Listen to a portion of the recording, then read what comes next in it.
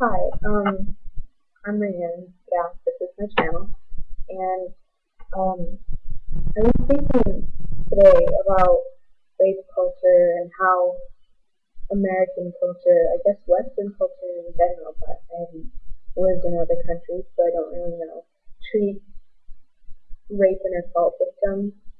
Um, and I remember this video of this guy, I guess he was a college student or something, um, saying like he wanted to be able to do something, but he didn't like felt like the best thing to do was just like pledge that he personally would never rape anyone, and it was a very simple like that was like exactly what he said. It was just as simple as that, and it's a nice gesture, but because it is simple, it doesn't really mean anything because how like even if he holds himself to it, how he defines race might not be expansive enough. And so I guess I wanted to expand upon that, not just for guys, but for everyone to pledge to do this because like not only men rape people and not only men abuse people, and there's this it stems from sexism. Actually, that's another thing that only women are victims. It's not true. And we're alienating victims by acting like that. And so I guess I just wanted to expand upon the pledge with a bunch of different points. And I wanted to pledge it. And I'm probably missing some things, but I tried to put some work into this, like looking up things about rape culture to make sure I was including everything. But I know I haven't caught it all. So this, I guess, is the anti-rape pledge and the anti-rape culture pledge.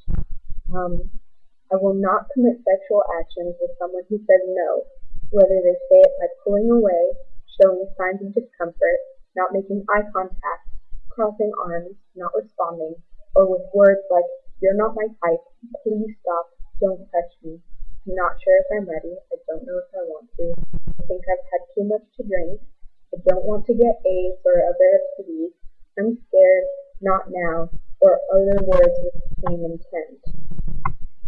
I realize that no does not mean slow down, it does not mean keep trying until I give in, it does not mean yes, but I won't give in too easily. I pledge to not pressure nor manipulate anyone into sexual action. I will not have sex with someone while drunk or drugged if they would not have sex with me while sober. I will not have sex with someone who is unable to legally give consent, whether it is because of age, because they are asleep, or for other unlisted reasons. I pledge to practice enthusiastic consent.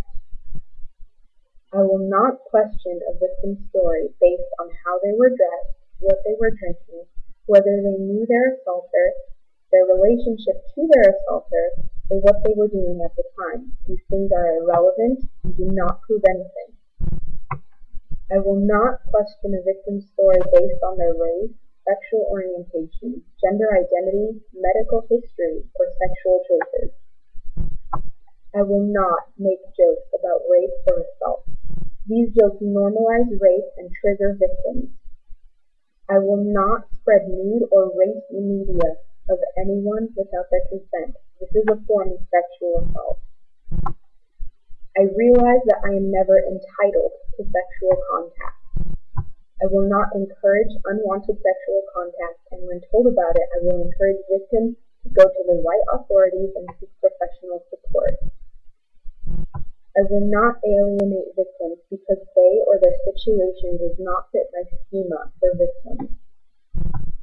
I will not question a victim's choice to speak to authorities of their own race, gender identity, or sexual orientation. These do not prove nor disprove anything about what happened. I will not question a victim's choice to talk or not talk about what happened. How much detail they disclose depends on their comfort level, and I pledge to respect that. If a victim becomes pregnant, I will not question their choice to have an abortion or carry the pregnancy to term. I pledge to support free rape kits and free medical care in the case of rape and sexual assault victims up to and including abortion and therapy. I will not question the stories of victims of domestic abuse based on how they were dressed, what they were drinking, whether they knew their assaulter or their abuser, their relationship to their abuser, or what they were doing at the time. These things are irrelevant and do not prove anything.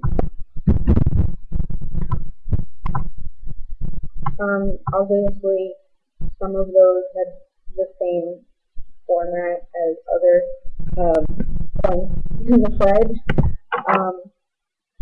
I tried to be as neutral and as all-around accepting as possible with my wording. If I was not, please call me out on it. If I missed something that you think is important, please call me out on it. Because don't know everything. Don't. And because it's important. And if you see injustice, if you see someone's body being used without their consent, or when you hear about it, it's important to think about it. It's important to talk about it. It's important to tell your brothers and your sisters and your cousins and your kids and your parents that consent is important, because you shouldn't focus on no. You should focus on yes. And I know that might not make too much sense, but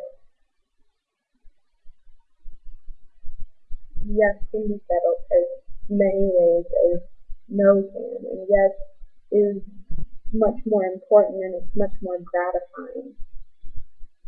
And yes can be amazing, but it needs to be there, whether it's with body language or in words, or whether it's not yes, or whether it's in the tone.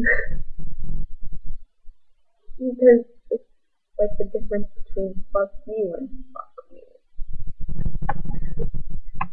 So that's my pledge, and I hope you like it, and I hope you pledge too, because I think it's important. And maybe you don't think it's important, but I think it helps fight rape culture, and I think it helps.